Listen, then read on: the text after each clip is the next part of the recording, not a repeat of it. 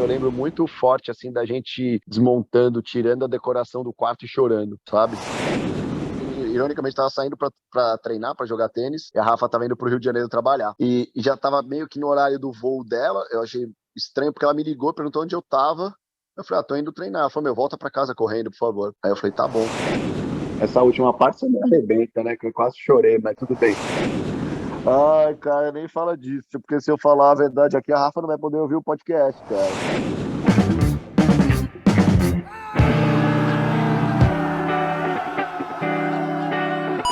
Começa agora, Paternidade.doc, com Fernando Giffer.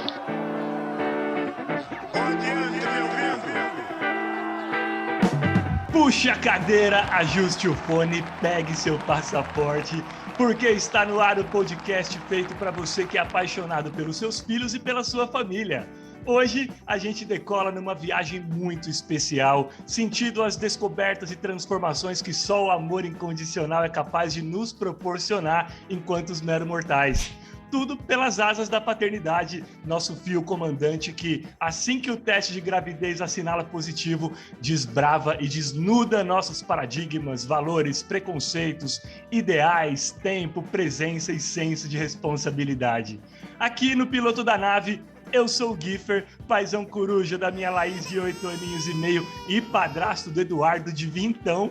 E tenho a honra em receber mais um convidado especial que há muito tempo eu queria trazer no programa para compartilhar suas experiências acerca do maior amor do mundo e que, além de um babão extremamente envolvido e compromissado, né, com a paternidade, é um cara muito, muito bom de papo. Ou seja, esse é um dos nossos, rapaziada. Aliás, ele já tá ali no aquecimento, prontinho para entrar em campo, mas enquanto o árbitro não autoriza, eu quero agradecer todo mundo que tem acompanhado nossa jornada especial, comentando, compartilhando, interagindo, sugerindo, enfim. Gratidão, meus amigos e minhas amigas. Falando nisso, quer sugerir um tema? Quer sugerir um convidado? Então manda e-mail para contato@fernandogiffer.com.br, contato@fernandogiffer.com.br ou através das redes sociais do @FernandoGiffer, fechado? Já batendo a casa dos 23 anos de carreira, esse paizão é jornalista e humorista daqueles de mão cheia, com passagens por alguns dos principais veículos do país, como Record TV e TV Cultura, além da Band, onde tocou o Deu Olé e deu as caras no marcante CQC. Apresentou ainda o Desandreoli lá nos Desimpedidos, canal que é um fenômeno na internet para rapaziada que curte um fute. E aí, já na atual firma, o Grupo Globo, conduziu o Extraordinários no Sport TV, foi repórter do Encontro com Fátima Bernardes, passou pelo Esporte Espetacular e agora faz companhia diária para o nosso almoço apresentando Globo Esporte São Paulo. No alto de suas 42 temporadas nesse mundão de meu Deus, sendo 12 delas ocupando a posição de boy luxo da Rafa Brites, é o super-herói do Rocco de 5 aninhos e meio e do Leão de apenas 6 meses. Senhoras e senhores, ele, Felipe Andreoli!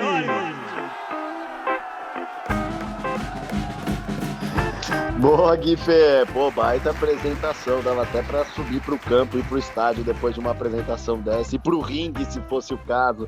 Mas o que você fala realmente, ali na abertura, já me marcou, né? Que é no momento que a gente sabe que a nossa parceira, né? Que nossa mulher tá grávida, já muda tudo, né? É uma notícia, já começa a mudar toda a perspectiva. E eu sempre encarei bem dessa maneira. E foi na pinta, foi perfeita a apresentação.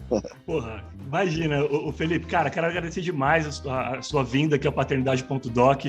Tô convidando desde a primeira temporada o Felipe, agora deu certo que nós tenhamos ele aqui conosco.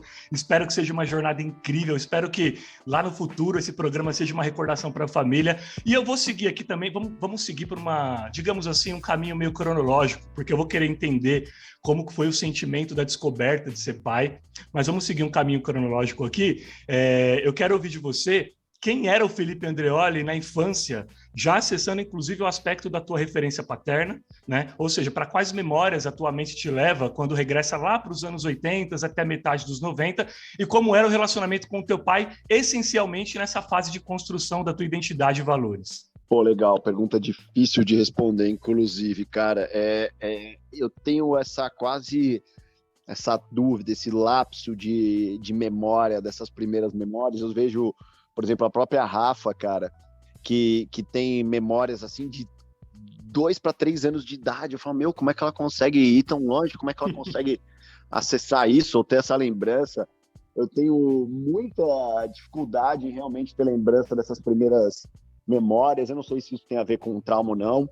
Meus pais são separados desde que eu tinha 4 anos, né, para ser mais preciso. Meu irmão tinha 6 meses quando meus pais se separaram. Uhum. Então, eu não consigo, cara, lembrar, acessar nenhum momento dos meus pais juntos, deles como casal, nem bons, nem maus, né? Que bom, né? Pelo menos, acho que isso é o lado bom. Sim. E então, a casa do meu pai sempre foi aquela casa do fim de semana, aquele momento mais curto. Meu pai sempre foi um cara, assim, muito carente mesmo, muito apegado, né? Agora que Sim.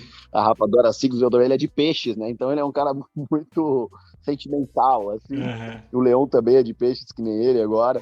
Então, era muito conflitante. Tinha muitas vezes que eu queria muito ir para casa do meu pai, lá ficar com ele, passar o fim de semana com ele, e tinha momentos que eu não queria de jeito nenhum, principalmente quando você vai ficando um pouco mais velho. Eu acho que de criança era muito mais fácil, porque meu pai sempre teve uma qualidade, assim, que até hoje ele é muito carinhoso, né, assim, muito preocupado, tipo, eu com 30 anos, ele perguntava se eu não ia levar um agasalho porque tá frio, né, então, assim, às vezes um excesso de preocupação, obviamente, e só que ao mesmo tempo meu pai era um cara, assim, um cara que trabalhava na televisão, né? Então meu pai trabalhava muito de fim de semana. Então normalmente, mesmo quando ele estava com a gente, eventualmente ele precisava trabalhar, porque ele fazia a mesma coisa que eu, jornalista, e jornalista que trabalha no esporte fatalmente acaba trabalhando em fim de semana. E às vezes um sentimento que não era muito legal é que ele queria fazer os programas dele e a gente que tinha que acompanhar, e não muito ele fazer o programa das crianças, sabe? Então, ele não sabia o nome dos meus amiguinhos, ele não me levava para as festas dos meus amigos porque ele queria ficar com a gente, entendeu? Aquela memória da bolinha de gude, do pipa com o pai, meio que você acabou não tendo, conseguindo criar. Não, cara, não tenho essa parceria, essa divisão de coisas, sabe? Meu pai me ensinando a andar de bicicleta. Cara, e para ser bem sincero, pode até ser que em algum momento ele tenha feito isso, mas é uma coisa que não acesso, eu não consigo chegar na minha memória. As minhas memórias são dessas visitas e de às vezes ficar chateado porque ele não fazia o que a gente queria fazer, e na época assim, meu pai era um aficionado por turf, por corrida de cavalo, então eu lembro de infinitos domingos no Jockey, comer do primeiro ao último páreo, com vontade de ir embora, ou brincando com meu irmão correndo no gramado com uma bola ali, e ele lá dentro do programa dele, que ele incluía os filhos, sabe? Então, acho que até essas coisas que, no final das contas, não são boas lembranças, né, Claro. cara? São lembranças do que a gente acha que, de coisas que faltaram, Sim. servem pra gente, acho que, de lição, pra gente ser um pai melhor, né? Pra eu ser lógico que, com certeza, a minha missão é ser um pai melhor do que ele foi, e não que ele tenha sido também um mau pai no final, na soma total das coisas, sabe? Tem, acho que, qualidades e defeitos, mas a lembrança, principalmente dessa primeira infância, era de uma coisa que, tipo, como se os filhos fossem dele. Agora vocês são meus, tem que fazer o que eu quero, sabe? Ele era um pouco mais conservador, Pode assim, como se ele fosse Felipe? criança. Ele era um pouco mais conservador, assim, um pouco mais fechado, ou tinha uma abertura entre vocês bacana no que tange diálogo, afeto? Não. Eu acho que isso tem também tudo a ver com a época que eu era criança, né? Qual a sua idade, Guifé? Eu tenho 36. A gente tá ali na mesma geração. Praticamente, tá na mesma geração ali, né? Sou um pouquinho mais novo, mas da intimidade ser maior com a mãe mesmo.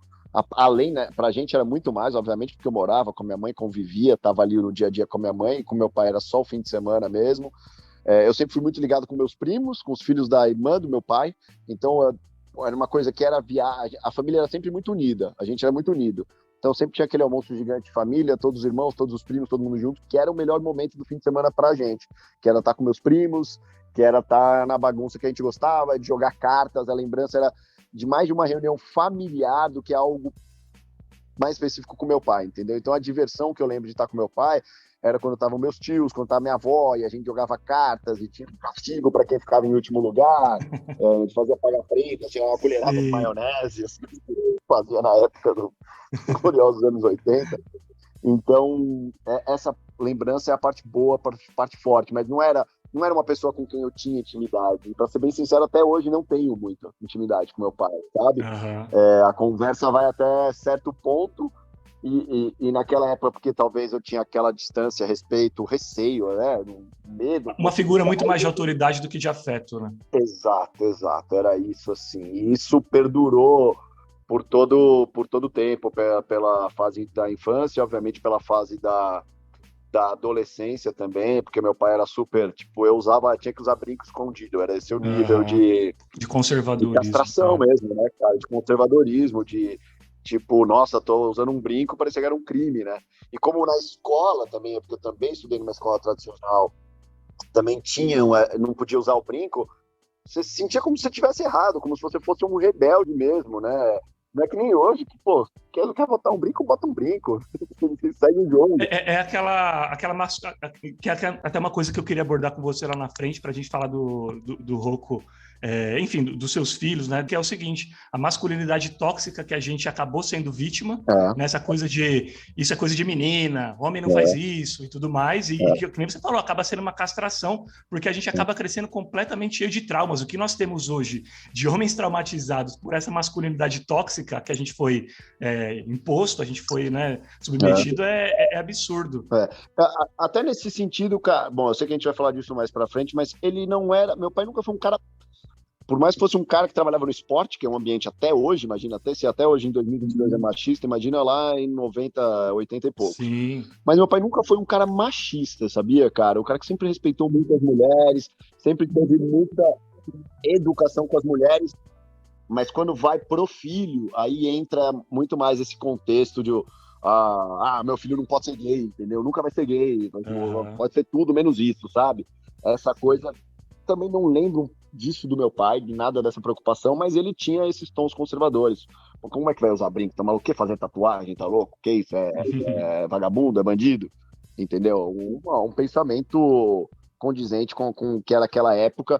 Eu acho que até também porque, como ele não convivia muito, ele queria compensar, sabe? De algumas formas, mas ele achava as maneiras, os jeitos errados de fazer isso, né? Era muito mais fácil fazer isso no carinho do que nas ordens e nas regras, saca? E só para a gente contextualizar o nosso ouvinte, o pai do Felipe é Luiz Andreoli, jornalista esportivo, enfim, com passagem por várias emissoras, como ele mencionou, né, nos anos 80 ali e tal. E você, de certa forma, acabou indo para a profissão do teu pai, né, Felipe? Então, assim, apesar de algumas coisas distanciarem vocês, algumas situações, de certa forma, a profissão meio que aproximou. Ele tem alguma influência na tua escolha pela profissão e, inclusive, quero até emendar. A tua paixão pelo esporte, pelo futebol, é herança de convivência com ele também? Boa. A herança 100% a escolha do jornalismo, né? E tem tudo a ver com ele, porque, como eu disse aí, meu pai trabalhou na época áurea da Band do esporte, né? Quando era Bandeirantes, o canal do esporte. E então ele trabalhou muitos anos no Esporte Total, que é o Jogo Aberto hoje, né? Que é o diário da Band do esporte. E meu pai fez por muito tempo o show do esporte, que era aos domingos, que era aquela maratona das 10 da manhã às 10 da noite. Então no domingo ele trabalhava muito. É um clássico do esporte. Exato. Que voltou hoje, né? Acho que tá na Band, inclusive, no Sim, ar. tá com o Eli, né? O Elia Júnior agora. Que é contemporâneo do meu pai. O Elia trabalhou muitos e muitos anos com meu pai. Então, você vê como as coisas são. Eu sempre fui, mesmo hoje, tendo todas essas questões com meu pai, de criança, eu era muito apegado, porque ele era um cara muito carinhoso, um cara de toque mesmo, sabe? De deitar no colo, de fazer cafuné, de ficar lá, aperta meu pé, pedir pra fazer massagem no pé, essas coisas. Demais. E eu fazia questão de ir pro trabalho com ele, porque era a chance que eu tinha de estar com ele. E, obviamente, estar ali naquele mundo mágico que era a televisão, vendo ele trabalhar, né, tendo o protagonismo que o apresentador tem, aquilo me cativou e eu queria fazer aquilo. Eu decidi, eu acho que o sentimento de criança e até ali na adolescência mesmo, quando chegava perto ali de prestar vestibular, era de trabalhar na TV, né, de estar no vídeo, mais que pensar no conceito de ser jornalista. Isso acabou vindo depois, na verdade.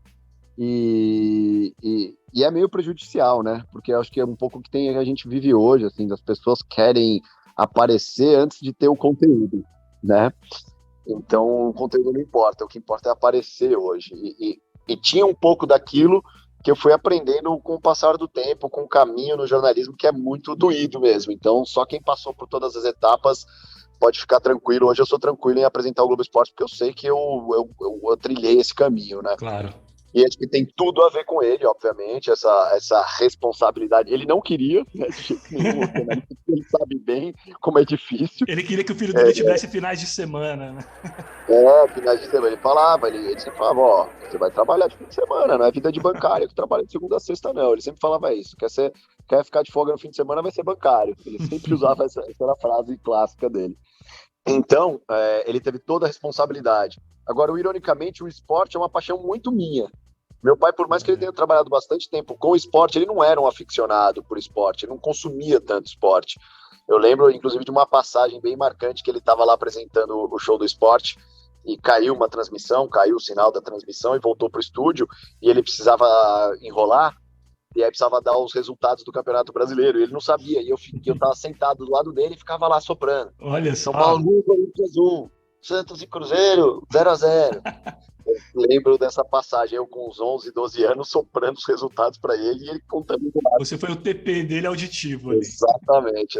O ponto, né? Então o esporte é uma paixão muito minha, eu sempre pratiquei esporte, isso foi uma coisa que minha mãe incentivou demais também, Legal. Me botou para fazer futebol desde pequeno, tênis desde pequeno, judô desde pequeno, e aí com o tempo eu fui seguindo os esportes que eu mais gostava, fui seguindo minhas preferências. Bicho, aí os anos passaram e de repente, pá, o Rocco surge na tua vida. A chegada dele foi planejada ou ele deu aquela brotada meio que sem ser convidado? Bom, essa parte é muito legal também, é muito clara, muito marcante pra gente, porque a Rafa tinha acabado de parar a pílula e a gente está começando a pensar em quando, quem sabe, talvez vamos planejar um filho. A gente estava no processo embrionário, literalmente, de pensar nessa missão. Um belo dia eu voltei do futebol e ela falou, ó, não esquece, hein, não pode vacilar porque eu tô sem a pílula. E aí foi que foi, eu não foi de propósito, mas eu esqueci. Não foi golpe. E ela meio que também, e ela ainda falou, caramba, eu te falei que não podia, que não sei o quê, 20% de chance. Eu falei, mas é 80% de chance de não, né? Também se bobear, fiz um bebezinho. Realmente eu acabei fazendo um bebezinho, fizemos, né, no caso, um bebezinho. E o dia foi muito marcante porque eu tava ironicamente, estava saindo para treinar, para jogar tênis, e a Rafa estava indo para o Rio de Janeiro trabalhar. E já estava meio que no horário do voo dela, eu achei estranho, porque ela me ligou, perguntou onde eu estava. Eu falei, tô indo treinar. Ela falou, volta para casa correndo, por favor. Rapaz. Aí eu falei, tá bom. Eu não me atentei, assim, não pensei absolutamente que poderia ser isso, mas a gente tinha acabado de ver o documentário do Cristiano Ronaldo. Era pouquíssimo tempo que a gente tinha visto o documentário do Cristiano Ronaldo, que é um pai super carinhoso, né? Super Demais. Amoroso. E o Cristiano Ronaldo tá o tempo inteiro pedindo beijo pro filhinho dele, né? Pro primeiro, pro robozinho, pro Cristianinho. E era tudo beijinho no pai. Ele falava não sei o que, beijinho no pai. Não sei o que, beijinho no pai. E aí, quando eu cheguei em casa, a Rafa levantou a camisa assim, a camiseta, e tava escrito na barriga, beijinho no pai. Pô, cara, que incrível. E foi assim que eu descobri, ela deixou as malas dela todas em Congonhas, voltou. Caramba. Ela fez o teste depois de despachar as malas. Ela tava na dúvida, ela resolveu fazer o teste. Fez o teste no aeroporto e falou, meu Deus, eu tô grávida. Largou o voo, largou o trabalho, largou tudo, voltou pra casa pra me contar e pra gente celebrar, né? Nós celebramos muito, em nenhum momento teve agora, foi só celebração mesmo, só alegria. Que demais. E quando ela engravidou, você se tornou pai ali no teste ou a ficha só caiu mesmo quando rolou aquele primeiro olho no olho com o Rocco? Não, vou te falar, foi praticamente imediato. Acho que o primeiro momento que eu senti a ficha cair foi... Eu sempre, sei lá, passa na frente de um colégio e vê sobretudo adolescente, assim, 16, 17 anos, falava, nossa, eu nessa época, puta, como eu aprontava, como era legal, sabe, eu olhava ali os jovens, adolescentes e me projetava neles. No dia seguinte, ao saber que a Rafa estava grávida, primeira adolescente, criança que eu vi lá aprontando, fazendo alguma coisa, eu falei, putz, imagina meu filho, bicho, que vai ser assim, assim, assim, assado. Foi de um dia para o outro, assim, um estalar de dedo, de olhar os jovens e me via neles. No dia seguinte, eu olhava os jovens e via meus filhos neles. Que demais, cara. O Felipe, e você grávida era como? Era babão, trocava ideia com a barriga, tudo que via queria comprar, ou era aquele cara mais desencanado? Acho que sempre, sobretudo a primeira gravidez, assim, bem preocupado, né, com ela, se ela estava bem, se estava tudo certo, se ela precisava de alguma coisa, se ela estava sentindo alguma coisa diferente, se precisa comprar alguma coisa, tá meio gripado, precisa de um remédio, precisa sabe, assim, sempre muito, acho que o começo muito de preocupação, sabe? E principalmente até vingar, né, como a gente sempre diz, aqueles Sim. 3, 4 primeiros meses ali que são mais delicados. Aí quando a barriga começa a ficar maior, que começa a chutar, mexer, conversar, cantar, aí a gente, pô, hoje, né, a modernidade é um baita privilégio que a gente vai lá, instala o app, e o app vai contando a cada semana o que o feto já sente, já faz, deixa de fazer, o tamanho que tá, o jeito que ele tá. Então já tá escutando. Então vou falar com a barriga. Então vou cantar. Então vou botar uma música. Legal. Então acho que mais a reta final da gravidez que deu para curtir, interagir mais. O começo, sinceramente, acho que bastante preocupação com a saúde dela e saúde do bebê, apesar de ter sido uma gravidez bem, bem tranquila. E já que você tocou nesse assunto da preocupação, bom, a gente sabe que a gestação ela não dura só 9 meses, né? Porque há toda uma mudança corporal, né? Acho até que hormonal com as mulheres, enfim, alteração no humor, às vezes depressão. E quando eu falo que não dura só 9 meses, porque eu estou me referindo ao puerpério, né? A maternidade, inclusive, ela é muito romantizada, mas nem tudo são flores para a parte relevante das mulheres, principalmente o puerpério. Porque muitas mulheres, inclusive, sofrem para amamentar e tal, tem a mastite, que é uma inflamação, né, no seio. Como foi, Felipe, para você compreender esse momento da Rafa, assim? Porque talvez seja o momento em que elas mais precisam da gente por perto, né? Presentes, ali, dividindo. Você captou rapidamente o seu papel naquela situação? Pô, pergunta super importante, Guifer, muito boa. Vamos lá, sendo bem sincero. O que aconteceu quando o Rocco nasceu? Literalmente, tá? Isso é literal. O Rocco nasceu dia 2, né? A gente ficou aqueles 3... A Rafa teve que fazer uma cesárea, porque o bichinho era muito cabeçudo, não passou. Tivemos que fazer a cesárea, que foi uma frustração para a Rafa muito grande, porque ela tinha um desejo muito, muito forte de fazer um parto natural, né? Um parto normal. Sim. Acabou não acontecendo, eu tava ali o tempo inteiro, da hora que estourou a bolsa até, ela tentou por 20 horas fazer esse parto, a gente só ali foi pra cesárea quando a médica, a doula, quando as 3 pessoas ali que estavam conduzindo a situação falaram, agora chegou no limite da tentativa, é mais seguro ir pra cesárea, e foi aí que a gente decidiu. Então foram 3 dias ali, sobretudo para recuperação da Rafa, e eu faço aniversário dia 5, no dia que a gente estava saindo da maternidade. Nesse dia 5 da gente saindo na maternidade, eu recebi uma ligação pro Boninho. Caramba! Na época eu estava no encontro.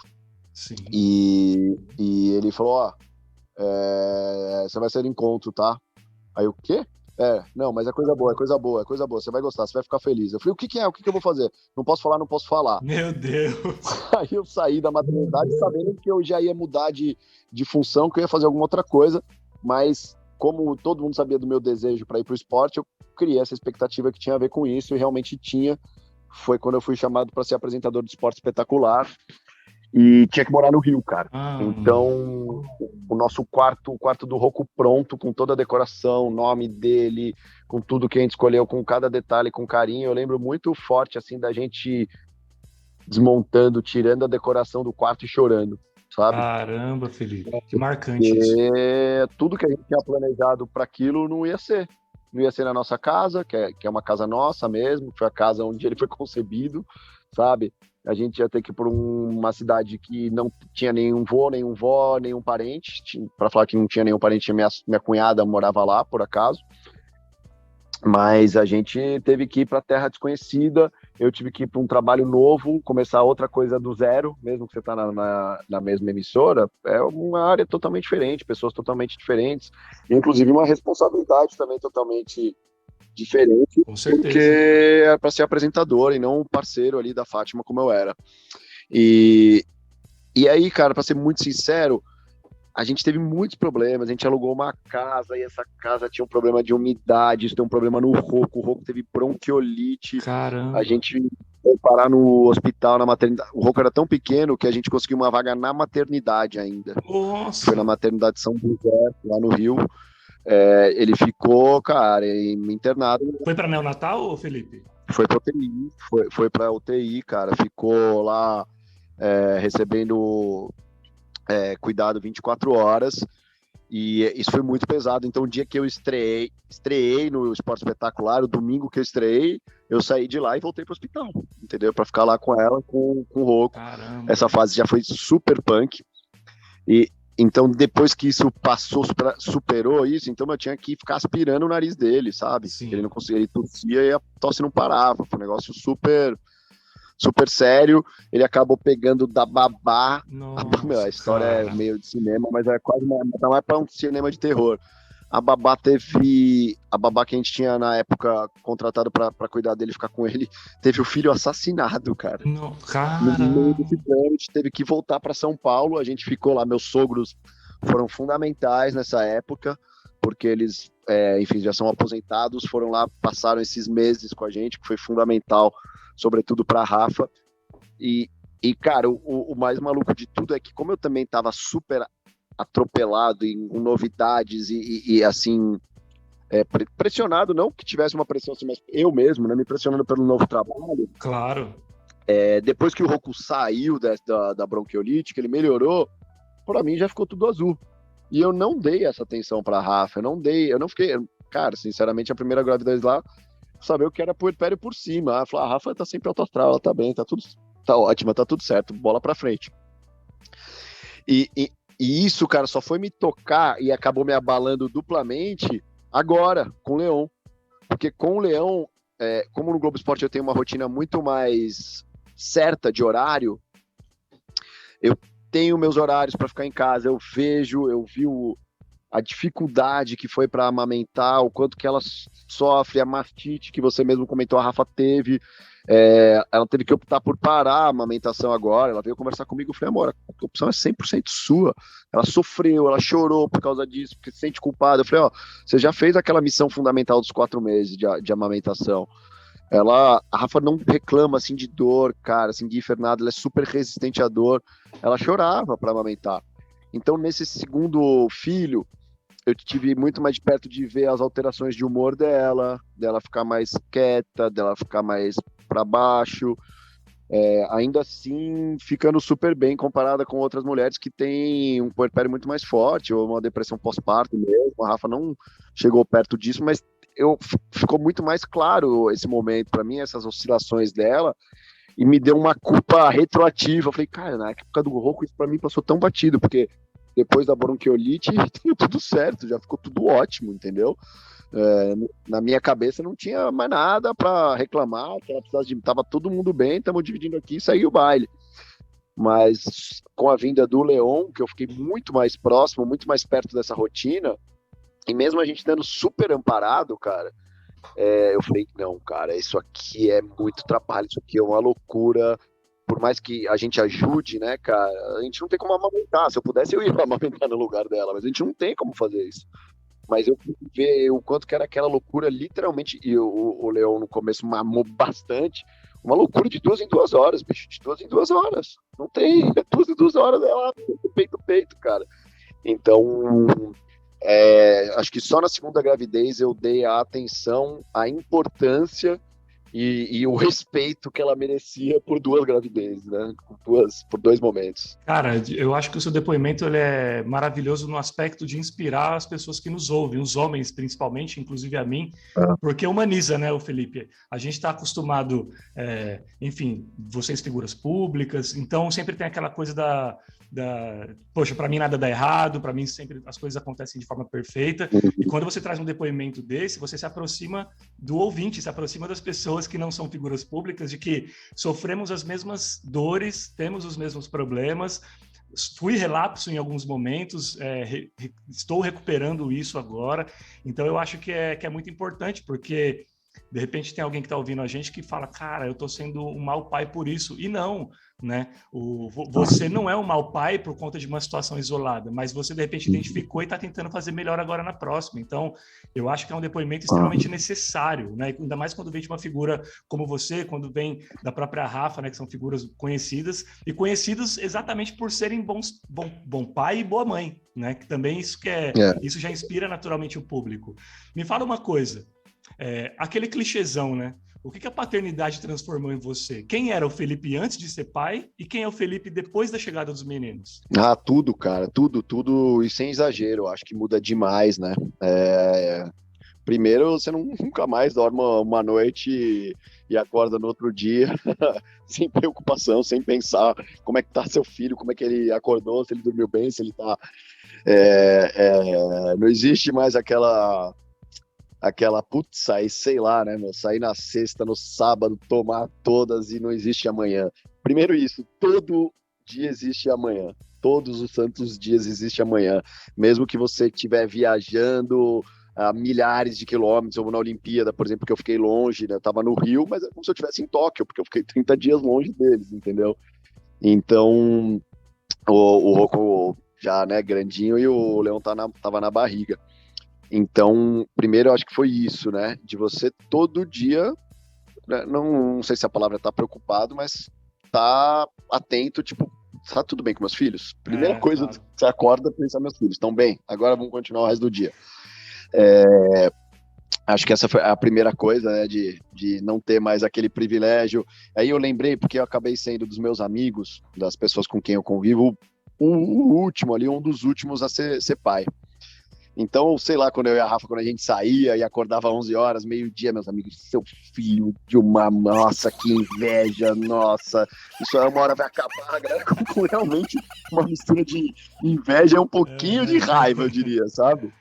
Daquela vida boa que você não tem mais. E eu só fui entender isso e ter esse sentimento quando eu fui pai, né? Por último, quando eu fui pai. E agora, em relação a comportamento, em relação à educação, como eu acho que eu tive muitas questões, muitos problemas, uma relação difícil com meu pai, de amor e muita briga também, eu sempre fiquei com essa preocupação de ser um melhor pai do que ele, de estar sempre muito mais perto, de não cometer os mesmos erros que ele cometeu, né, sem também julgá-lo, porque eu fui pai, cara, com 37, meu pai foi pai com 25, né? Então, cara, a gente não tinha absolutamente nenhuma maturidade na época para aquilo, assim como minha mãe também. Então, quando a gente vira pai, a gente também fica muito mais compreensivo com os nossos pais. Acho que essa foi uma outra mudança muito importante, de entender melhor e não ficar mais tanto com aquele rancor, apontando dedos ou carregando mágoas de tipo, putz, ele não fez isso naquela época, putz, minha mãe, meu pai, minha mãe, de ficar julgando mesmo, né? Uhum. Ou de guardando coisas que isso só vai entender quando você vira pai, de fato, né? E acho que, cara, um pouco de tudo, sabe? Desde mudar o comportamento no trânsito, ficar um pouco mais calmo. Você ficou mais sensível, Felipe? Cara, eu sempre fui bastante sensível, viu? Eu sempre fui aquele cara chorão, de chorar com a Maria Joaquina e o Cirilo no carrossel, tá ligado? Sim. Eu sempre fui um cara, assim, muito... Sem ter esse... Como, cara, eu fui, final das contas, muito, muito educado por uma mulher, né? Por uma matriarca, que é minha mãe. Eu acho que eu sempre tive esse lado feminino bem forte, bem aflorado, de não ficar preocupado de eu ser sensível, de eu chorar, ou de, sabe, de alguma delicadeza ali que, como a gente já falou aí lá atrás, poderia ser tratada como um problema, né? Sim. Então, isso eu sempre fui, mas eu acho que muda tudo, né, cara? Porque quando você vê também seu filho, às vezes, porque uma hora ou outra é inevitável, seu filho vai se comportar mal, ele vai dar um piti, ele vai, sei lá, se jogar no chão do shopping e ficar rodando, sabe? E você vai, eu acho que todo dia é um pequeno aprendizado, né, Guifer? Assim, a gente vai aprendendo, literalmente, a gente vai realmente aprendendo com eles, sabe? Através de, às vezes, exemplos que a gente, pô, eu mandei bem com ele, porque ele fez isso, eu consegui explicar e ele entendeu. Ou às vezes, putz, eu acho que eu não devia ter... me fiquei... Vou dar um exemplo prático disso, vai. Quando a gente tem um sítio aqui perto do interior de São Paulo, e, juro, primeiro dia no sítio, a gente estreando o sítio, eu brincando com um Rocco na piscina, e a piscina tem uma partezinha mais rasa, como são aquelas prainhas que a gente chama, né? E eu tava ali correndo atrás dele, ele fugia, deixava ele correr, e aí quando ele tava meio deitadinho assim na água, eu puxava ele pelo pé. Uma hora ele tava meio correndo, eu fui puxar ele pelo pé, ele caiu, cara. Só que caiu com a cabeça na borda da piscina. Caramba! E abriu e sangrou. Cara, eu me descontrolei. Eu, tipo, faltou chorar mais que ele. Porque, além de tudo, a parte do acidente, eu senti que eu tinha sido culpado pelo acidente, né? Afinal, no final das contas, ainda acho que sou. Mas ficou tudo bem, graças a Deus. Mas, aquele dia, eu falei, cara, eu não posso reagir desse jeito. Eu deixei ele mais nervoso, eu deixei ele mais preocupado. Talvez ele tenha chorado mais por causa do meu nervosismo. E ver a calma, a tranquilidade da Rafa para lidar ali com o negócio, para tirar o foco dele do corte, do sangue, me deixou ainda mais envergonhado nesse sentido. Eu sempre, nesses primeiros anos do Rocco, eu sempre me desesperei muito com as coisas que aconteciam com ele. De ficar muito nervoso, de me descontrolar mesmo, sabe? Sim. Então, com o passar dos anos, hoje eu já consigo, por mais que por dentro eu esteja morrendo. Por dentro eu tô chorando como uma criança, mas por fora eu não vou passar esse nervosismo para ele, sabe? Eu não vou deixar ele mais nervoso do que ele já tá com qualquer situação que seja. Então são essas lições que vão acontecendo no meio do caminho também. Dos acidentes que fatalmente vão acontecer, tá numa festinha de criança e ele ser pequenininho e pega um moleque mais velho e joga um negócio na cara dele. A minha vontade era pegar o moleque, mano, arremessar ele longe. Não vontade de fazer isso com o amiguinho, coisa feia. Minha vontade era girar o moleque e arremessar ele a 30 metros. Mas são coisas que a gente pensa e começa a agir diferente, né? Ser mais paciente, ser mais calmo. São coisas que a gente programa, tenta fazer, às vezes consegue, às vezes fracassa, e coisas que é aquele velho ditado que a gente vai trocando a roda do carro, o pneu do carro com o carro andando. Sim. Né? Essas coisas vão aparecendo e a gente não sabe que elas vão acontecer e, lida com isso agora, já, resolve já, é pra já. Então e é o que é bom demais, né? Por isso que é bom também ser pai, porque é um aprendizado contínuo para o ser humano também, né? Eu tenho certeza absoluta que hoje eu sou um cara muito melhor, muito mais legal, inclusive com as pessoas, com os estranhos, com qualquer pessoa, hoje eu sou muito mais legal do que eu era antes de ser pai. Uma pessoa menos individualista, certamente, né? Menos egoísta, mais compreensiva, tudo que relaciona a criança você entende melhor. Pô, um exemplo ridículo, básico, que acontece com todo mundo que entra no avião, né? Se você não é pai, entra no avião, começa uma criança a chorar, você já, putz, eu peguei uma criança chata que tá chorando aqui no avião, não acredito, é muito azar. Quantas vezes eu não pensei isso? Agora, posso entrar no avião, se a criança chorar o voo inteiro, eu vou ficar com dó da criança e da mãe. Sim. Não vou ficar com raiva, entendeu? Eu vou ficar, nossa, eles precisam de alguma coisa, tá tudo bem. É uma mudança, realmente, assim, algumas coisas são meio que instantânea, sabe? Cara, por isso que quando a gente se torna pai, a gente fala que eles são os nossos grandes professores da vida. Sem dúvida. Quem não é pai não entende. Mas é isso, a gente aprende tanto, a gente se transforma tanto, a gente quebra tantos paradigmas, né? A gente, enfim, transforma os nossos valores de uma forma tão, tão linda. E eles fazem tudo isso sem sequer ter noção de que estão fazendo isso. Né? Então eles são realmente os nossos grandes professores da vida, com certeza, né? Não tem outro termo. E agora que já vieram 2 molecotes no mundo aí para herdar os boletos, Felipe, ser pai de menina se tornou um sonho? Ai, cara, nem fala disso, porque se eu falar a verdade aqui, a Rafa não vai poder ouvir o podcast, cara. É um dilema, viu, Guilherme? Assim, é um dilema mesmo. Assim, não dá pra esconder, não dá pra mentir. Lógico que eu queria muito ter uma menina, né? Acho que todo pai, né? O homem quer ter uma menina, né? Aquela coisa, ainda mais quando eu vejo as filhas dos meus amigos, a proximidade com os pais, por quanto que elas são carinhosas. Aí você vê que a menina tem 4, 5 anos, eu quero sentar aqui e pintar e desenhar, e ficar lá quietinha enquanto seu filho tá lá. pulando de um sofá pro outro, querendo correr e pular no seu cangote. Fica muito esse desejo, muito essa vontade, mas ao mesmo tempo você já começa, cara, meu outro filho não cabe no carro.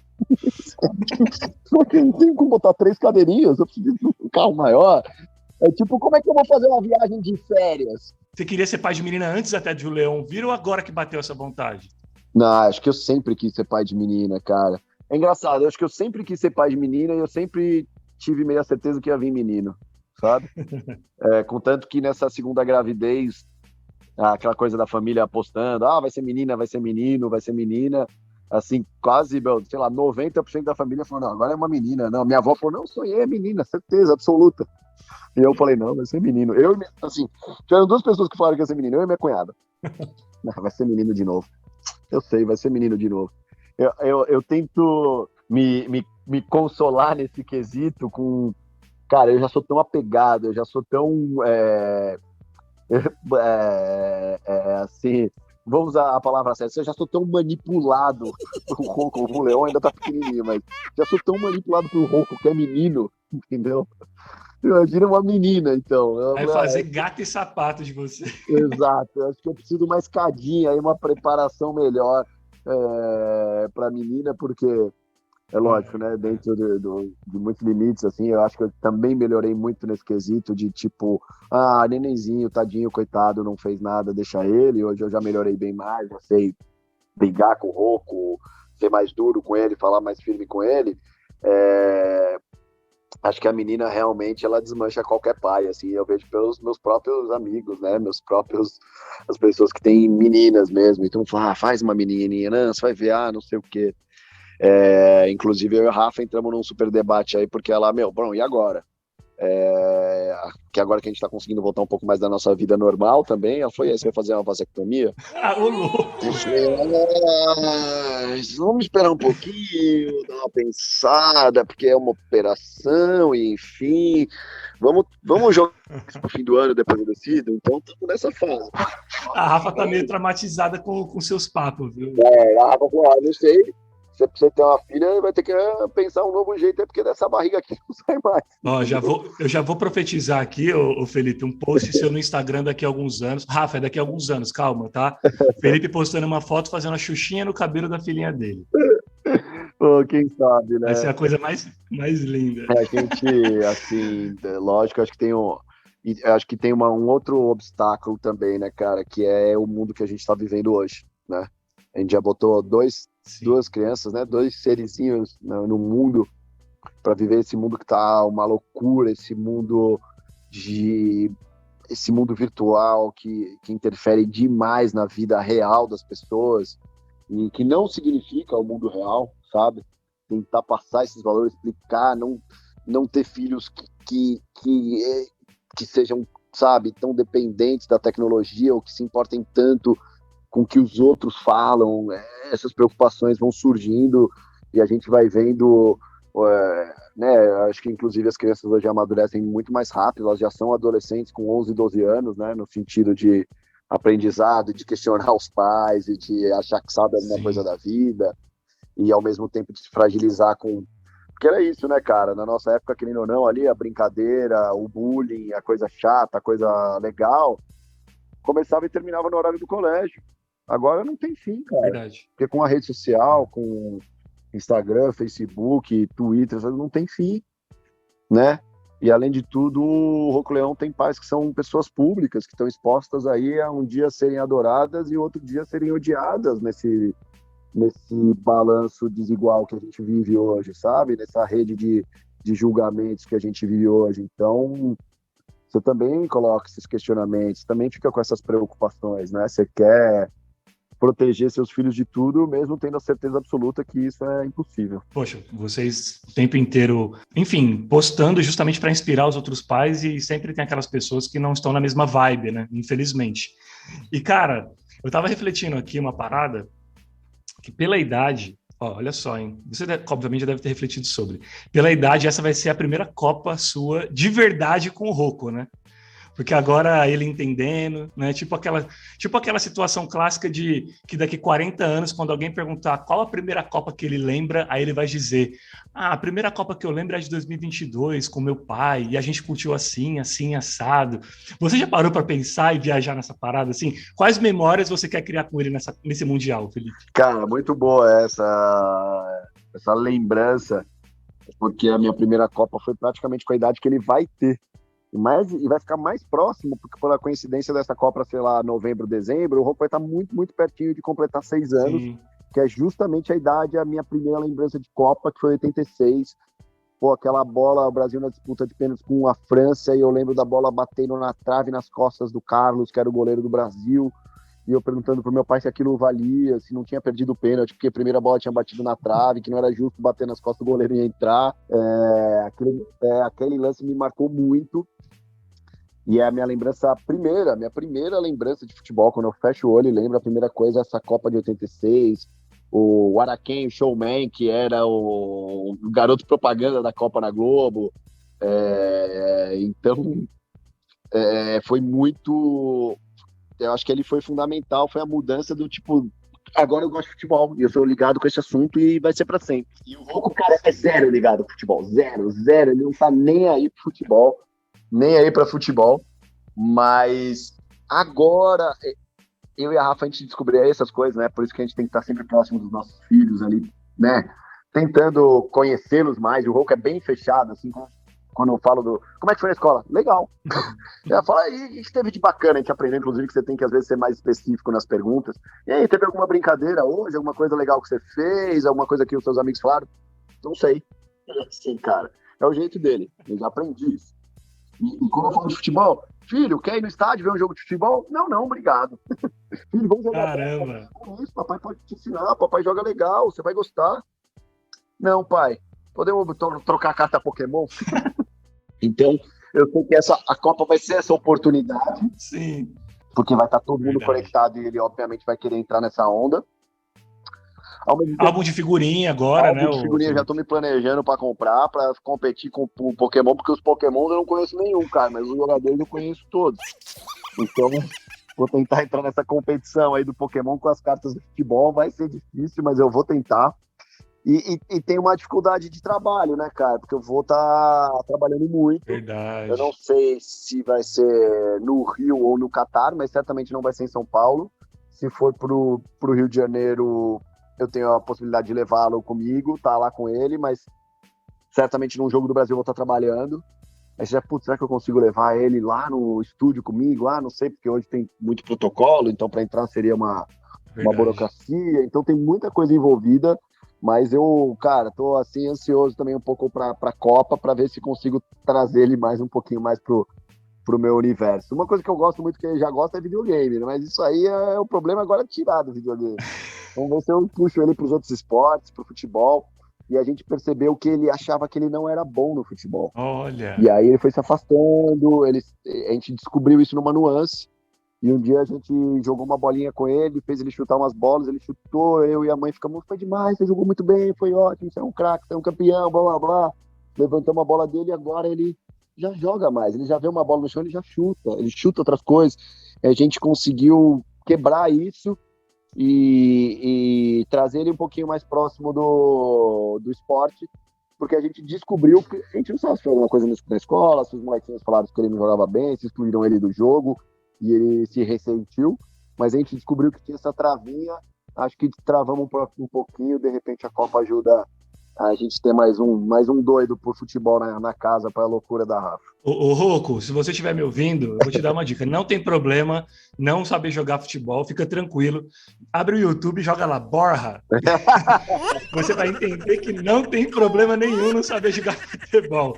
E você, Felipe, é o seguinte, você já liga pro Neymar e fala, mano, pelo amor de Deus, não vai ferrar com a memória que eu tô querendo com o meu filho. Ajuda aí, Neymar. Que essa seleção tá melhor que as outras, temos mais chance, já. O Felipe, você conhece, cara, muitos lugares ao redor do mundo, né? Pensando em qualidade de vida, estabilidade, enfim, existe algum lugar que você tenha visitado antes até em ser pai que hoje você lembra e pensa, se eu tivesse escolha, é aqui que eu gostaria de criar meus filhos? Tem esse lugar? Ah, cara, eu sou um cara, assim, muito conectado com educação, com cidadania, com civilidade. Essas coisas me fascinam, me impressionam, me deixam admirado. Mas também acho que não adianta a gente criar ilusões, porque uma coisa é você morar no seu país e outra coisa é você ser estrangeiro, você ser de fora. Então, e ser do Brasil também, né? Porque existe um preconceito envolvido, a gente está vendo aí diversos casos de tanta gente que se mudou, foi para Portugal, e o crescimento dessa xenofobia com os brasileiros por lá, de todas as maneiras, né?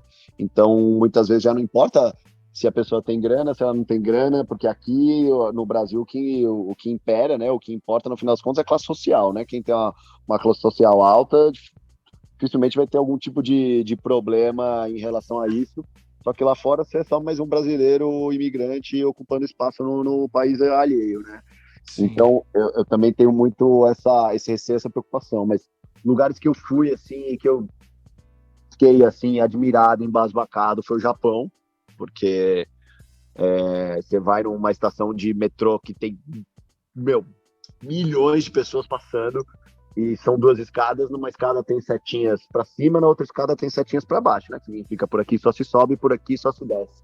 Não tem uma alma, não tem um desgraçado que anda na escada diferente. Tá todo mundo na de cima para cima e todo mundo de baixo para baixo. No metrô, no Japão, você não pode falar no celular. Você pode usar seu celular, mas você não pode conversar, falar ao celular. Não existe fiscalização, mas não tem uma pessoa falando no celular, a não ser que seja um turista, entendeu? Não tem um japonês falando no celular. Você dá até um pouco de aflição às vezes. Você tá parado num sinal de pedestre, 1 da manhã, não tá passando um carro, mas enquanto não abrir, sabe? Essa até eu falei, vocês estão exagerando, dá pra passar, pessoal. Mas aquilo me impressionou demais. Foi, cara, que bonito que é essa educação, essa cidadania, mas ao mesmo tempo ainda é um povo super fechado, né? O relacionamento com os filhos às vezes não é o melhor, são super machistas. Então, eu vejo lá no Japão os rap, né? Eu tive a chance de ir 2 vezes pro Japão. Então, você vê nos happy hours, só tem homem, não tem mulher fazendo happy hour, sabe? Só tem homem, homem com homem. Você não vê rodas de homens e mulheres misturadas. Então você fala, é legal, mas tem isso aqui que não é legal. E obviamente, pô, imagina você criar 2 moleques ocidentais lá no Japão, né? A não ser que seja desde nenê, é um choque, uma coisa que não tem como se adaptar, né? É outro país que eu amei, e também por causa dessas coisas de cidadania, de igualdade, de um país assim que me impressionou foi a Islândia. Mas, cara, a Islândia é um país super pequeno, não tem nem 500 mil habitantes, é menor que Campinas, né? Então é muito mais fácil administrar um país com esse tamanho. Mas, assim, é uma coisa que me chamou muita atenção na Islândia, e eu comentei nem sei se foi com um taxista, com um guia, com quem foi. Falei, cara, que engraçado. Não, assim, de lá na Islândia, eu percebi que não tem muito carrão, sabe? Um Ferrari, super carros, e não tem muito carro velho, sabe? Não tem muito carro caindo aos pedaços. Os carros são todos mais ou menos da mesma época, todos mais ou menos do mesmo estilo, porque as pessoas têm todos mais ou menos a mesma a classe social, tá perto. Sim. Distribuição de renda meio que igualitária ali. Que no final das contas é o que é muito responsável pela violência aqui no nosso país, né, cara? Não tem jeito. Verdade. Então, essas coisas me admiraram, mas uma coisa é isso, a prática é outra. Você tá num país que 4 meses só faz noite, como é que a gente aguenta?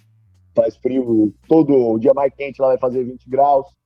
Então, assim, eu tenho, para ser bem sincero, inclusive, muito esse sonho, esse desejo de morar fora do Brasil, de dar essa oportunidade também para os meus filhos, de terem essa experiência, mais do que ficar para sempre fora, mas de ter essa experiência, nem que seja eles sozinhos, né, que eu vou morrer um pouquinho por dentro, mas se eu puder dar essa oportunidade para eles quiserem, super. E tem outro país que eu não fui ainda, e eu fico sempre de olho, eu acho que talvez fosse, de repente, o mais plausível, que é o Canadá. Legal. É um outro país que eu acho que eu não conheço mas eu vejo que é um país com bons exemplos, com um equilíbrio e com decisões ali dos governantes e dos cidadãos muito bacanas.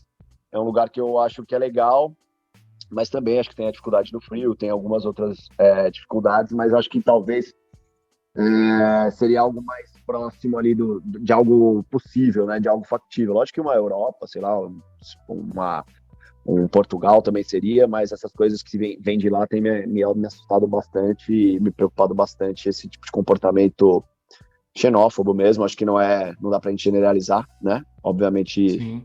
eu já fui para Portugal e fui muito bem tratado, mas lá eu era um turista, né? Quando você é um morador, as coisas acabam mudando bastante. Mas acho que tenho esse desejo e vejo nesses países aí essas coisas, pô, que eu gostaria muito, de verdade, que eu gostaria mesmo é de ver essas coisas aqui no Brasil, né? Tomara que os nossos filhos tenham isso, né? Já que a gente não consegue desfrutar. Tomara, cara. E voltando num tema que a gente falou lá no começo, e que ficou até agora, ficou para agora, que vocês são pais de 2 homens, 2 meninos, e o machismo, enfim, é presente, como você falou, na nossa sociedade, inclusive dentro do país que a gente vive hoje, né, que infelizmente não é o que a gente vive, o que a gente tem ainda para os nossos filhos, o machismo ainda ele é muito arraigado, ele é muito estrutural. Esse tema, machismo, é uma pauta e uma preocupação entre a Rafa e você na criação deles, assim? Boa. Enfim, desde já com o Rocco e mais para frente com o Leon? Acho que super é uma preocupação, mas, ao mesmo tempo, eles não têm esses exemplos em casa, né? Eu acho que é o principal lugar de onde vem essas heranças ruins, né? As heranças ruins dos filhos, infelizmente, e na maioria das vezes, talvez, né, num caso ou outro não, mas na maioria das vezes, vem dos pais. Se a gente educar muito bem o Rocco e o Leon em casa, passar esses valores, e lá em casa a gente é assim, cara, eu e a Rafa é tudo de igual para igual, do homem para mulher, da mulher para homem, não tem nenhum tipo de divisão, isso é de homem, isso é de mulher. A gente já era assim, a gente sempre foi muito assim. Então, assim, eu não tenho essa preocupação de estar passando ou ensinando dessa maneira, que lá na frente eles possam ter um comportamento machista. Mas a gente sabe que o meio também influencia, os amigos, as convivências. Então, até na hora de escolher colégio, né, escola onde eles estudam, os lugares que eles frequentam, a gente é muito exigente ou muito observador de qual vai ser o meio que ele vai conviver, porque esse meio também influencia, mas a gente sabe que em casa eles não vão ter esse exemplo, porque eu também não fui criado com esse exemplo, né? Meu pai, como eu te disse, dentro das qualidades e defeitos dele, machista não era um deles. Meu irmão viveu uma vida inteira com uma mãe líder, né? Líder no seu trabalho, líder dentro da família, então com uma matriarca com M maiúsculo mesmo. Sim. Então, acho que fica mais difícil você repassar ou passar alguma coisa que não tem na sua casa. Então, acho que a gente está sempre atento para tudo que pode pintar, mas a gente sabe que lá de dentro do nosso núcleo esse tipo de comportamento não vai sair, né? Quais características da tua personalidade, Felipe, você olha e fala, rapaz, tomara que eles não herdem isso de mim? Putz, é sempre difícil, né, a gente fazer essa autocrítica, né, aquele momento de terapia. Mas acho que tem um monte de coisa, né? Eu acho que ainda no final das contas ainda sou um cara, acho que hoje em dia também, quem não é, né, ansioso, e você fica preocupado com crianças ansiosas, porque é isso, né, cara, voltando ao negócio da rede social, né, que é o refresh, que o cara fica lá atualizando a rede social o tempo inteiro, que é uma novidade, que é uma coisa nova, que a gente sempre quer. E acho que a ansiedade é uma coisa que me preocupa muito, é uma coisa que já está em mim, que eu sou de outra geração, mas já está em mim, porque você querendo ou não, hoje, você quer uma comida, você aperta um botão, vem a comida. Verdade. Você quer um carro, aperta um botão, vem um carro. Que qualquer coisa que a gente quer hoje, parece que você aperta um botão e vem. E eu vejo isso um pouco no Rocco, de tipo, agora. Meu, calma, não é agora, bicho. Relaxa, respira aí. E sempre a frase que a gente fala muito pra ele, respira. Fica calma. É tudo ao seu tempo, não é na hora que você quer. Tento muito passar isso. Eu acho que a ansiedade é uma coisa que eu sou muito ansioso. Eu acho que às vezes melhorei bastante. Eu acho que depois de ser pai, o negócio da paciência, de ser mais paciente mesmo. Acho que eu era mais. Eu acho que esses defeitos continuam dentro da gente, né? Porque a gente vai melhorando, mas às vezes as coisas estão muito enraizadas e é assim que é. Então, acho que um pouco de impaciência e eu, como eu vou guardando, às vezes, muitas coisas, vou guardando, eu tenho um momento de explosão. E esse momento de explosão nunca é bom, né? Sim. É muito melhor você ir soltando as coisas aos poucos, tendo breves DRs que sejam, não dá pra ficar de DR o tempo inteiro, né? Isso não tô falando nem de relacionamento amoroso, acho que pode ser pra qualquer relacionamento, não dá pra ficar debatendo o tempo inteiro, mas também não dá pra guardar e explodir tudo de uma vez, porque não funciona. E eu já fui muito assim. Então, acho que eu mesmo já melhorei, aprendi com o meu próprio comportamento por causa deles, e isso foi acontecendo, às vezes, de se esforçar e às vezes de uma maneira natural, e também para não dar o exemplo. Então, eu confesso que de vez em quando ainda sou um pouco impaciente no trânsito, porque, como eu disse, eu sou esse cara da civilidade, então quando eu vejo um cara na esquerda querendo virar na direita sem dar seta, me irrita. Puta, velho. Entendeu? Não talvez pelo trânsito em si, mas olha, a falta de educação deste cidadão, entendeu? Como diz a Rafa, ela tem uma expressão para isso. Eu sou o Arnaldo César Coelho do trânsito, entendeu? Eu sou aquele cara que fica analisando e julgando o trânsito. Olha aquele cara ali, olha o que ele fez. Olha o bonitão indo pelo acostamento. Olha, o cara jogou o lixo pela janela, entendeu? Essas coisas me irritam, porque é falta de educação, entendeu? Verdade. E já peguei o Rocco virar um dia pra mim e falar, calma, pai. Eu fiquei extremamente constrangido. Pai, tá tranquilo, pai, calma. Tá tudo bem. Cacete, meu, pô, me estressando com o moleque aqui no carro, foda-se, vou a... Pô, desculpa o palavrão, filho. Dane-se, vou a 30 por hora aqui, vamos olhar 30 por hora até chegar, sabe? Sim. Então, acho que esse é um negócio ainda que eu tenho que realmente me policiar e é feio. Pô, tomar esse sermão do seu filho de 5 anos é constrangedor, cara. Cara, a gente vai seguir para o quadro de encerramento do programa, mas antes eu gostaria que você falasse exatamente sobre a Rafa, tua companheira, a mulher que deu luz aos teus herdeiros, né? Eu sei que, é claro, você já falou bastante dela, a gente vê o amor entre vocês, porque vocês estão realmente, sempre que possível, se declarando respeito, admiração, companheirismo, né, um pelo outro, por isso que é um casal tão admirado pelo Brasil todo. Mas eu queria que aqui você abrisse também para a gente um pouco sobre ela, a mulher que deu luz aos teus herdeiros. Qual o significado da Rafaela Brites nesse teu amadurecimento enquanto homem profissional e pai? Cara, 100%, tudo, assim, primeiro, eu fico muito feliz, assim, tranquilo de saber que a gente é do jeito que a gente mostra, cara. Aquilo lá que as pessoas veem nas nossas redes, a gente sabe que isso é raro, né? Normalmente o que a gente vê nas redes não condiz muito com a verdade. Isso se não é na maioria das vezes, são muitas e muitas vezes que é diferente, inclusive de pessoas que eu conheço e eu vejo lá postando e eu sei que não é daquele jeito, sabe?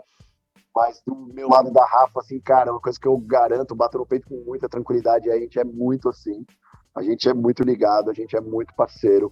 Como todo casal, a gente obviamente tem as nossas questões, nossos problemas. Claro. Mas, cara, se a gente, 12 anos de relacionamento, brigou, vamos dizer, um pouquinho mais feio, 3 vezes é muito, sabe? A gente não briga muito, o que não quer dizer que a gente não converse para melhorar, que a gente não se cobre quando sente que tem alguma coisa para cobrar. Mas a Rafa me ajudou, assim, cara, 100% acho que é pouco, assim, 200% a ser um ser humano melhor, antes mesmo dos filhos, sabe? Eu sempre, como disse assim, meus pais sempre passaram valores muito bons, assim, então, tipo, aquela coisa de ética, de honestidade, de ser correto com as coisas, eu sempre fui muito assim, a Rafa sempre que ela fala de mim, ela usa essas características como coisas que ela admira em mim, mas ela me ajudou em todas as outras coisas, em ser uma pessoa mais sociável, cara, eu sou tímido, por incrível que pareça, eu sou fechado, eu sou aquele cara que quando chega na festa eu vou pro canto, eu não vou pro meio, entendeu? E a Rafa é aquele toco de rio, cara. Cada canto ela conversa com alguém, conhece todo mundo, ajuda aquela pessoa que ela nunca viu na vida. Eu falo, meu, ela tá ligando para aquela pessoa, cara, e realmente, assim, é uma luz, assim, sabe? Você fala, ela deu a luz aos filhos, mas ela é uma luz na vida de muita gente. Eu já vi cada coisa que essa mulher fez pelos outros, sem nada em troca, simplesmente porque ela quer ajudar, porque ela fica genuinamente preocupada com as pessoas, e aquilo começa a ser uma aula diária, sabe? Eu nunca vi pessoa que acorda tão bem-humorada, com um sorriso no rosto, cara. Eu comecei a acordar mais bem-humorado também, porque, cara, sempre acordava falando pouco, de cara fechada. Acho que quando os filhos nasceram mudou demais, né? Porque se acordar com o seu filho te cutucando e dando bom dia, não tem como não acordar feliz. Mas ela, cara, me ajudou a ser um homem melhor, ela sempre lutou por essas causas que hoje estão super em voga, pelas mulheres, pela causa LGBT. Eu tenho minha cunhada, que é gay, cara, é uma das minhas melhores amigas, uma pessoa que eu amo de paixão, que acabou me ensinando demais por tabela, por causa dessa convivência com a Rafa, e elas são muito conectadas, como irmãs, como a Rafa lida com a família dela, como a Rafa lida com tranquilidade com os problemas. Putz, cara, poderia listar aqui um caderno de coisas que a Rafa é incrível e eu aprendo com exemplo, e o que a Rafa é incrível porque ela às vezes me dá os toques. Pô, só hoje não foi legal. Hoje, gostaria que você fosse comigo, que você estivesse mais presente. Gostaria que você desse mais atenção pro Leon, sei lá, tô dando exemplo de coisas que acontecem também. Uhum. Não que a nossa vida seja perfeita, mas ela é muito harmoniosa, ela é muito feliz, e os filhos que às vezes, né, acabam conturbando um relacionamento, afastando as pessoas, porque isso acontece naturalmente, né?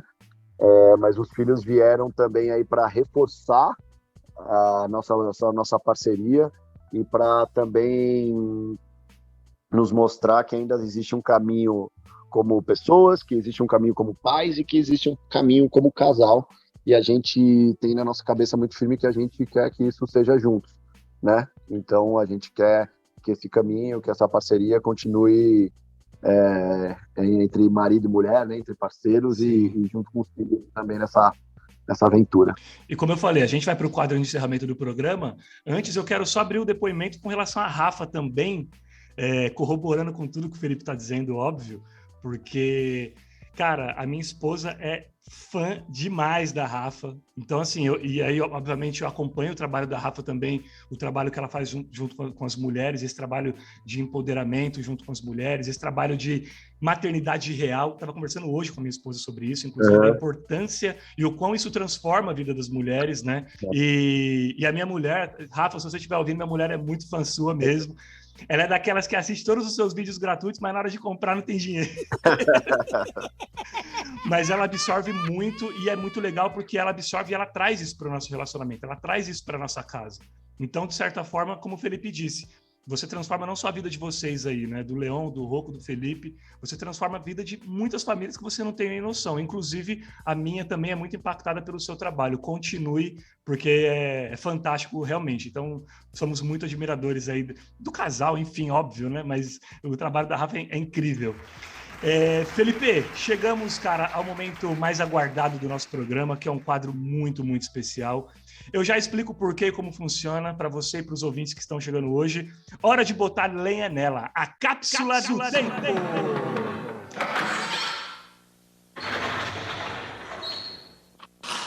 Senta que lá vem a história.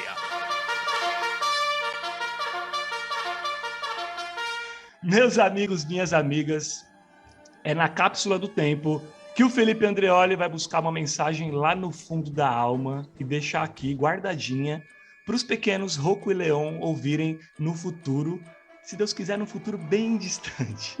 E por que no futuro bem distante, Guifê? Primeiro, porque eles são muito pequenininhos. E segundo, porque não é um recado qualquer, tá, Felipe? Trata-se de uma mensagem já tradicional aqui do podcast, em que você grava para que seus filhos possam ouvir no dia em que você não estiver mais aqui fisicamente vivo nesse planeta, nesse plano espiritual. Andreoli, meu amigo, é natural que ao longo da vida o Rocco e o Leon passem aí por momentos diversificados inerentes à vida, né? Assim, sabores de sabores, alegrias, tristezas, euforias, angústias, enfim. Sabe aquele momento em que a gente mais precisa de uma palavra do pai para seguir diante de uma dificuldade, ou até mesmo para compartilhar um momento de alegria, mas aí a gente olha para o lado e vê que fisicamente ele não está mais aqui para nos dar um ombro, uma orientação, um abraço? Então, é isso. Vamos lá. Luiz Felipe Guimarães Andreoli, a palavra é tua em primeira pessoa, falando diretamente com eles. Se esqueça de tudo ao redor agora, valendo.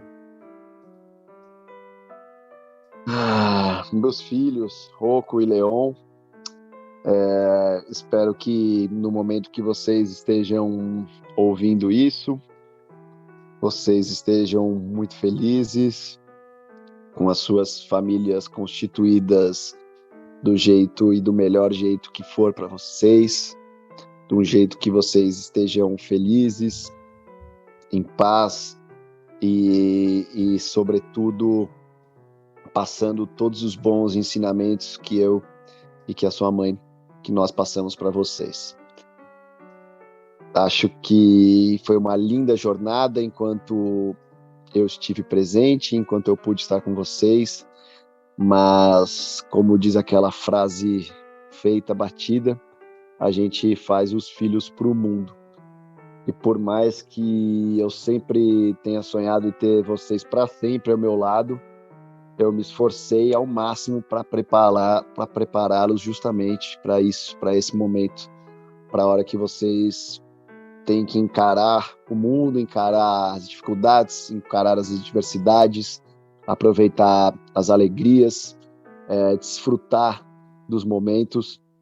Então, eu acho que se tem uma coisa preciosa, uma dica preciosa para deixar, é apreciar cada momento lindo que vocês tiverem, apreciem, desfrutem, seja com filho, seja com neto, seja com esposa, seja uma viagem, seja um sucesso profissional.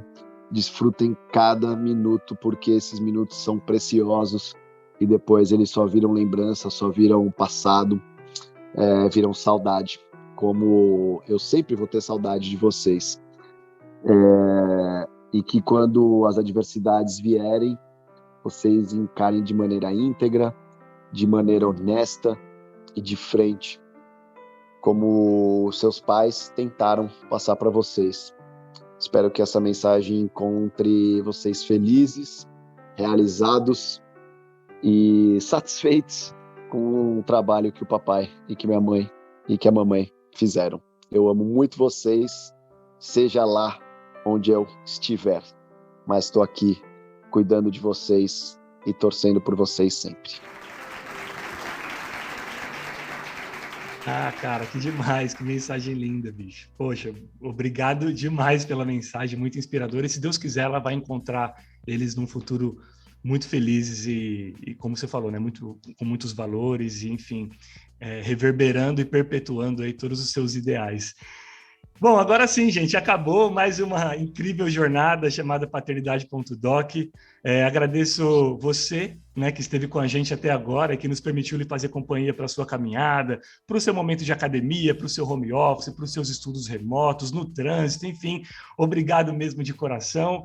Se tiver gostado, poxa, compartilhe o programa então com a sua rede de contatos e divulga nas suas redes sociais, porque o meu trabalho aqui é um trabalho de formiguinha mesmo, sozinho, sem equipe, e você, ouvinte, é a razão dessa parada existir. Como puderam ver, é um projeto com propósito e a intenção é a melhor e única possível, disseminar o mais genuíno amor incondicional que existe. Andreoli, meu parceiro, bom, eu confesso para você que não foi fácil conduzir o programa de hoje, porque você é um puta comunicador, um profissional que eu admiro há muito tempo, que é uma das minhas referências na área. Então, entrevistar um cara que domina como poucos a arte de entrevistar foi um grande desafio particular para mim. No mais, cara, deixa o meu muito obrigado por toda a generosidade em você vir bater esse papo comigo e abrir o coração acerca de um tema tão especial. Até porque semana passada você estava tomando café da manhã com a Xuxa, cara, e hoje você está aqui comigo. Baita moral você está me dando. Então, eu particularmente curti e aprendi demais. Eu torço para que você também tenha gostado da experiência e torço, inclusive, para que essa humilde página que a gente escreveu aqui agora se torne uma linda recordação de família no futuro. Gratidão, viu? Pô, cara, eu fiquei muito feliz de ouvir todos os elogios de você, ainda mais, sobretudo, na verdade, porque eu adorei a entrevista, as suas perguntas foram muito boas, muito legais, que fazem pensar, que fazem a gente refletir, e eu espero que elas também façam quem ouviu, quem está ouvindo, refletir, quem é pai ou quem vai ser pai, ou as mães, que essas pessoas também possam refletir com o nosso papo. E eu adorei, cara, eu adorei. Nada, foi muito lindo, cara. Ó, Deus abençoe de coração, vou continuar acompanhando vocês, porque vocês me inspiram. E como eu falei, porra, você é um cara que eu admiro demais. E você falar que eu tô num caminho e que, de repente, eu fiz perguntas pertinentes e que foi um papo gostoso, com certeza é uma coisa que eu vou levar aí para o meu portfólio, para minha carreira como motivação mesmo. Essa última parte você me arrebenta, né? Que eu quase chorei, mas tudo bem. É muito difícil, cara. Eu sinceramente, fiquei nervoso aqui na hora de responder. Fechei o olho aqui até para tentar fazer essa comunicação com eles, assim. Fechei o olho aqui, tentei passar o melhor, mesmo que a gente sempre acha que faltou. A gente não está preparado para pensar nisso, né? Você tem muito talento para isso. Continua, que essa missão é linda e e a gente replicar o nosso amor de pai, a gente replicar o que a gente aprende nessa missão, é bonito demais. E em breve eu quero que você me prestigie também, porque eu vou fazer quando chegar mais próximo aí do Dia dos Pais, eu vou fazer uma série de entrevistas sobre paternidade. Então vai ser uma minissérie aí para um podcast lá para o Globo Esporte, e a gente vai fazer o podcast, e esses podcasts vão ser transformados em matérias dentro do GE. Então a gente vai fazer o William, né, o William do Corinthians com o pai dele, a gente vai contar a história de 2 pais gays que têm uma filha trans, são histórias sempre conectadas com o esporte, pais que têm relação pai e filho e o esporte. E aí a gente vai fazer o Miranda com o filho dele que joga no São Paulo. Então, depois dá uma moral lá, ver se você gosta. Porra, com certeza, eu vou acompanhar sim. Tá bom, vai ser sucesso. Porra, você é show. Felipe, beijão, cara. Fica com Deus, viu?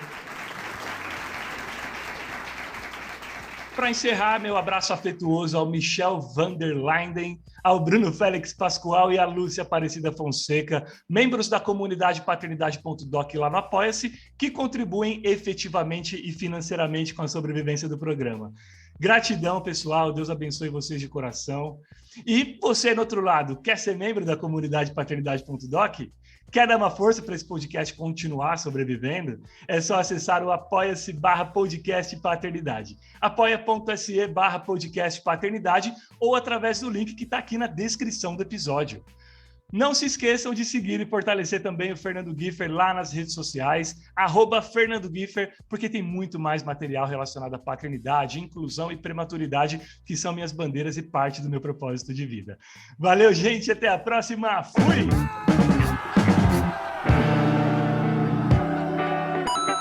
Você ouviu Paternidade.doc com Fernando Giffer.